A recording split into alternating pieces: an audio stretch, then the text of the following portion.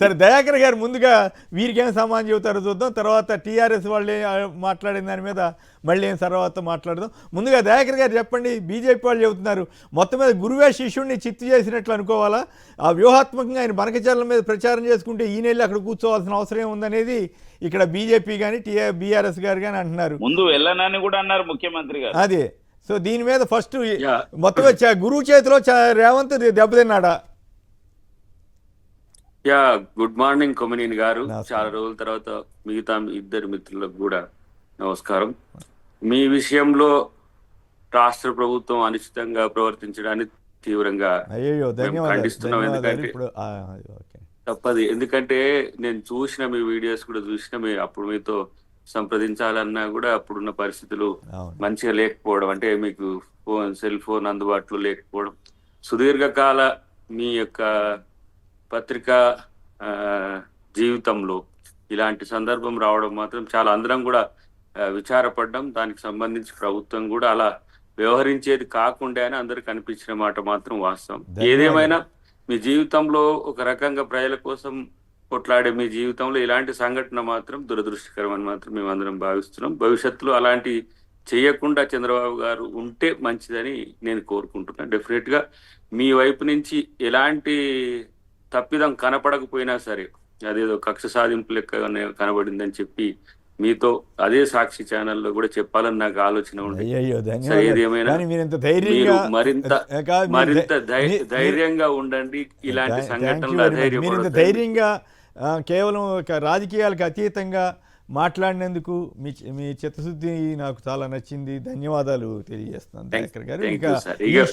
మనం రాజకీయాంశంకి వస్తే, ఇప్పుడు కేసీఆర్ గారు ముందు శిష్యుడా, చంద్రబాబుకు రేవంత్ రెడ్డి ముందు శిష్యుడా? ముందు ఇద్దరు, ఆయన ముఖ్యమంత్రి అయింది, ఈయన ముఖ్యమంత్రి.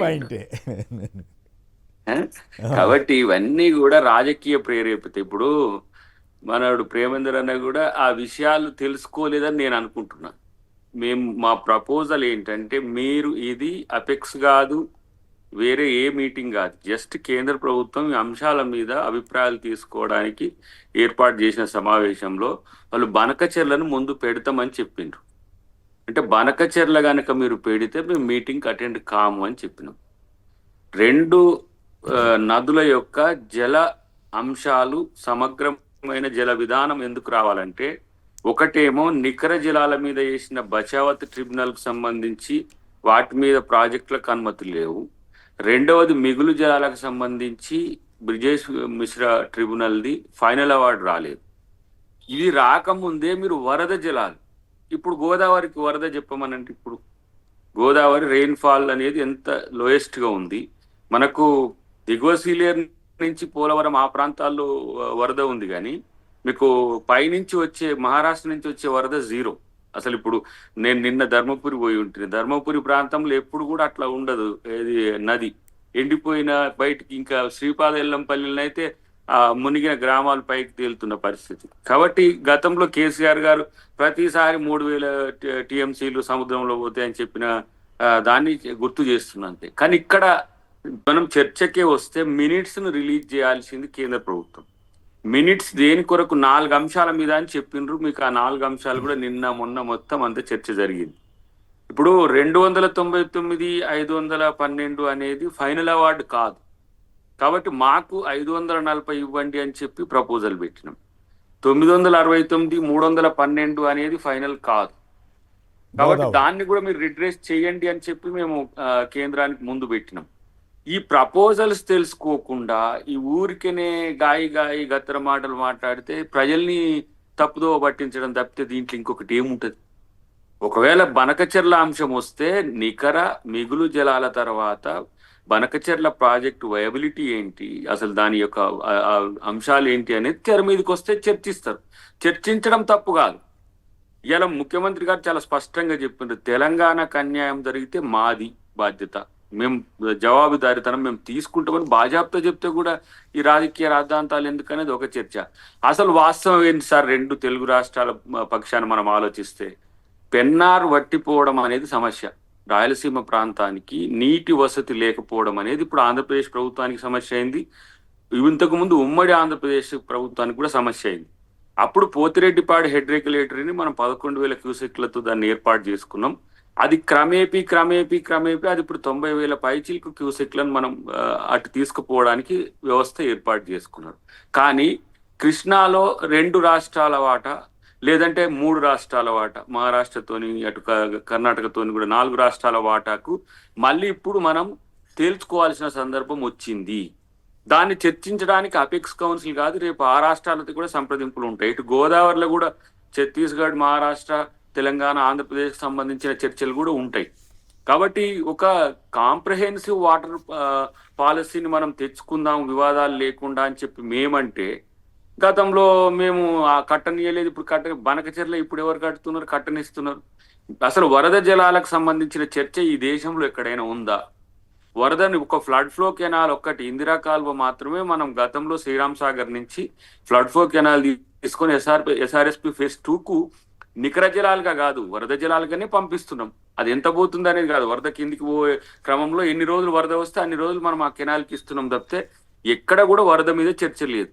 ఇప్పుడు బనకచెర్ల కూడా వాళ్ళకు ఒక ప్రపోజల్ ప్రీ ప్రాజెక్ట్ ప్రపోజల్ పంపించింది ఆంధ్రప్రదేశ్ ప్రభుత్వం. దాన్ని వాళ్ళు రిజెక్ట్ చేసిండ్రు. ఎందుకంటే ఇది ఉభయ రాష్ట్రాలకు సంబంధించిన అంశం కాబట్టి దాన్ని మేము ఇప్పుడు చర్చకు పెట్టలేమని కేంద్రమే డిక్లేర్ చేసింది. అలాంటప్పుడు బనకచెర్ల చర్చను ముందుకు తీసుకొచ్చి రాజకీయం చేసి ఇలా ఆంధ్రప్రదేశ్ ప్రభుత్వం చెప్పినట్టు వింటారా బీజేపీ, బీఆర్ఎస్, లేకపోతే తెలంగాణ ప్రభుత్వం చెప్పినట్టు వింటారా అని ఒక ప్రశ్న చేస్తే వాళ్ళు ఏం సమాధానం చెప్తారు? చంద్రబాబు మాట నమ్ముతారా, రేవంత్ రెడ్డి గారి మాట నమ్ముతారా? కాదు. ఇప్పుడు వీళ్ళిద్దరిలో ఎవరో ఒకళ్ళదే నిజమై ఉండాలి కదా. ఇప్పుడు ఎజెండాలో ఉందని వాళ్ళు కాపీ చూపిస్తున్నారు, బీఆర్ఎస్ కానీ బీజేపీ వారు కానీ. మీరేమో ఎజెండాలో ఉంటే అసలు వెళ్ళమని అన్నారు రేవంత్ రెడ్డి గారు. ఇప్పుడు చంద్రబాబు గారు వీళ్ళేమంటున్నారు చంద్రబాబు గారు గురువు కాబట్టే శిష్యుడు వెళ్ళి అక్కడ కూర్చుని చిలక పలుకులు పలికారని వీళ్ళు అంటున్నారు, బీఆర్ఎస్ కానీ బీజేపీ వాళ్ళు. చంద్రబాబు గారు ఏమైనా వీళ్ళకి మినిట్స్ కాపీ ఇచ్చిండా?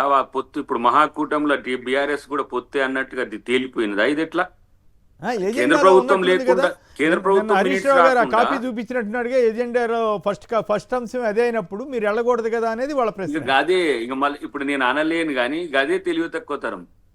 వాళ్ళు ఒకటి తయారు చేసుకొని ఏదో ముచ్చట చెప్తారు. అరే ఎందుకు నేను అంటున్నా, మన సిఆర్ పాటిల్ గారు ఒకటి డిస్క్లోజ్ చేయొచ్చు కదా. సిఆర్ పాటిల్ గారే కదా మీటింగ్ కన్వీన్ చేసింది, ఇద్దరు రాష్ట్రాల ముఖ్యమంత్రులు చేసింది. బనకచెర్ల ఉంటే ముఖ్యమంత్రి గారు ఉత్తమ్ కుమార్ రెడ్డి గారు ఎందుకు మేము పోమని చెప్పే ముందు రోజు అంటేనే కదా దాన్ని మార్చింది. కాబట్టి అలా నేను అంటున్నది రాజకీయాంశమే. చంద్రబాబు గారు మినిట్స్ బుక్ ఈయనకి ఏమైనా బీఆర్ఎస్ వాళ్ళకి బీజేపీ వాళ్ళకి చూయించిండా? ఆయన రామనాయుడు అంటే ఆయన ఏదో ఆయన రాజకీయం కొరకు ఆయన మాట్లాడినట్టుంది మరి. కానీ లేని అంశాన్ని ప్రస్తావన తేవడం అనేది ఎవరు ఇప్పుడు అక్కడ పేపర్లు రాసినాయి అని చెప్తా ఉన్నారు. ఇప్పుడు అందుకనే చంద్రబాబు నమ్ముతుందా బీజేపీ, బీఆర్ఎస్, రేవంత్ రెడ్డి గారు నమ్ముతుందా? దాన్నే వాళ్ళని ప్రశ్న. మీరెవరు నమ్ముతారు? గురువుని నమ్ముతారా, శిష్యుడిని నమ్ముతారా? గురువుని శిష్యుడే దెబ్బతీసినట్లయిందా, శిష్యుడిని గురువు దెబ్బతీసాడా చివరికి? రేవంత్ రెడ్డి గారు ఒక స్పష్టంగా చేసిండు, తెలంగాణ ప్రయోజనాలకు వచ్చినప్పుడు ఎట్టి పరిస్థితుల్లో మేము తగ్గేది లేదు చెప్పి ఆంధ్రప్రదేశ్ కి నష్టం చేయడానికి తెలంగాణ ఎప్పుడు సుముఖంగా ఉండదు, గుర్తుపెట్టుకోండి. ఇది కండిషన్స్ అప్లై. దాన్ని అన్నాం అనుకో, చూసినావా వీళ్ళకి ఆంధ్ర మీద ప్రేమ ఉన్నది.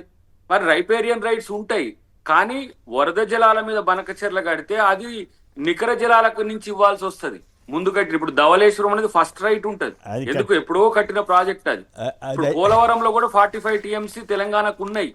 వీటిని ఇవన్నీ మాట్లాడలేదు వీళ్ళు. అయితే ఒకటి మాత్రం అనిపించింది దయాకర్ గారు, మీరు చెప్పిన దాంతో ఒక భాగాన్ని నేను ఏకీవిస్తాను. ఎందుకంటే రేవంత్ రెడ్డి గారు ప్రోగ్రాం అయిపోగానే సరే వెళ్ళటం కరెక్టా కాదా అనేది ఎవరి వాదన వాళ్ళు చేయొచ్చు. ఆయన బయటకు వచ్చి అసలు ప్రస్తావన రాలేదని చెప్పారు. సరే ఏపీ మంత్రి ఏమో కొంచెం విరుద్ధంగా మాట్లాడాడు. అప్పుడు రేవంత్ రెడ్డి డిఫెన్స్లో పడినట్లయింది. కానీ మళ్ళీ మరుసటి రోజున రేవంత్ రెడ్డి గారు మళ్ళీ అదే విషయాన్ని స్పష్టంగా చెప్పారు. సో దాంతో ఏమైంది, చంద్రబాబు డిఫెన్స్లో పడ్డట్టు అయింది. చంద్రబాబు గారు నిన్న మీటింగ్ అంత పెద్ద మీటింగ్ జరిగితే రోజు బనకచెర్లను ప్రచారం చేశారు ఈ 6 నెలల నుంచి. నిన్న ఒక్క మాట కూడా మాట్లాడాల. నాకెందుకో చంద్రబాబు గారు డిఫెన్స్లో పడ్డారేమో అని నాకు అనిపించింది. మొదట రేవంత్ రెడ్డి గారు డిఫెన్స్లో పడ్డారు, తర్వాత చంద్రబాబు గారు పడ్డారేమో అనిపిస్తుంది. అంటే రేవంత్ రెడ్డి గారు అబద్ధం అన్నట్లా, చంద్రబాబు గారు అబద్ధం అన్నట్లా. అంటే మరి చంద్రబాబు గారి మాట మీద అనుమానం వచ్చే పరిస్థితి మీ వ్యాఖ్యల ద్వారా కూడా అర్థమవుతుంది. నేనేమంటున్నా సార్, ఇప్పుడు ఎజెండా అంశం ఉంటే రేవంత్ రెడ్డి గారు ఆ మీటింగ్ కు పోయే అవకాశమే లేదని చెప్పి ముందు రేజే వాళ్లకు హింట్ కూడా ఇచ్చిండ్రు బనక. అసలు నేను ఒక్క మాట అంట, ఒక 10 సెకండ్స్ 15 సెకండ్స్, బనకచెర్ల అనేది 2 రాష్ట్రాల ఎజెండాలో లేనప్పుడు కేంద్రం ఆ ఉందని కదా, ఎజెండా కేంద్రం ఇచ్చిన ఎజెండాలో ఆ పాయింట్ ఉందని కదా ఇందాక ప్రేమేందర్ గారు కూడా చెప్తున్నారు కదా. లేదు అదే అంటున్నా. అలాంటి అజ్ఞానపూరితమైన ప్రకటనల వల్ల 2 రాష్ట్రాల ప్రజల్ని కన్ఫ్యూజ్ చెయ్యకండి. ఓకే. ఇది మేము చెప్పబోయేది. ఒకవేళ ఇప్పుడు 2 రాష్ట్రాల దాని గురించి కమిటీ వేస్తారు కదా, జల వివాదాల్లో వివాదం కూడా కాదు కదా బనకచెర్ల. కాదు కాదు వాళ్ళకి కాదు కావాల్సిన ఇక్కడ అనుమతులు కాదు రాజకీయ పార్టీ రాజకీయ 2 రాష్ట్రాల ప్రజల్ని మీ ఇద్దరు ముఖ్యమంత్రులు కన్ఫ్యూజ్ చేశారేమో అనే అనుమానం వస్తా ఉంది కదా. మేము సార్ మా పార్టీ కనుక తప్పు ఉంటే మేము బాధ్యత వహిస్తాం, మేము జవాబుదారితనం అంటున్నాం. నేను అందుకని వాళ్ళిద్దరిని చంద్రబాబు మాట నమ్ముతారా మరి రేవంత్ రెడ్డి గారి మాట నమ్ముతారు వాళ్ళిద్దరిని అంటే ఆ మాట రేవంత్ రెడ్డి గారు ఒక మాట అనుంటే బాగుండేది. చంద్రబాబు గారు నిజాలు చెప్పడు కదబ్బా లేకపోతే ఇట్లా అనుంటే రేవంత్ రెడ్డి గారికి వెయిట్ బాగా. మేమెందుకు ఇప్పుడు ఆ ముఖ్యమంత్రి మీద మేము విమర్శలు చేస్తే ఆంధ్రప్రదేశ్ ప్రజల మనోభావాల సమస్య అవుతుంది. మరి ఇప్పుడు ఇక్కడ ఆయన అన్నాడు కదా, రేవంత్ రెడ్డి గారు చెప్పిన తర్వాత ఏపీ మంత్రి ఏమన్నాడు, ఏపీ మంత్రి గారు ఏమన్నారు, కమిటీ వేస్తున్నారు బనకచెర్ల చర్చ జరిగింది అన్నట్టుగానే చెప్పారు కదా. అప్పుడు మరి తెలంగాణ మనోభావాలు దెబ్బతినవా? ఆయన బాధ్యత రాహిత్యం అది ఆయన సమాధానం చెప్పుకోవాలి. ఆయన చేసిన తప్పుకు మేమెందుకు సమాధానం చెప్పాలి?